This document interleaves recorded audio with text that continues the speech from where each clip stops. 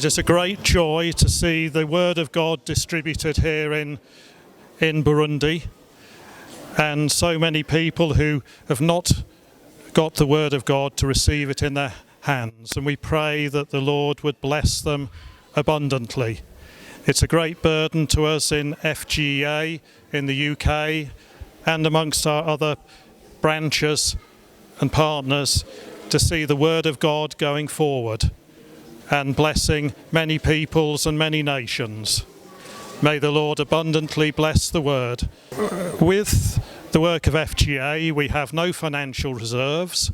We're entirely dependent upon the Lord to raise up donors, kind donors in Britain or in America or Australia or Canada.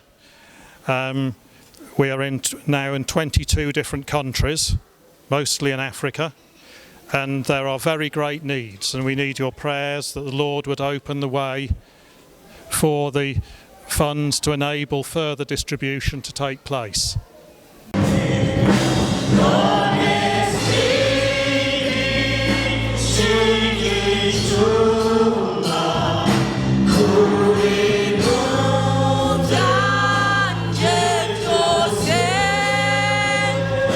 He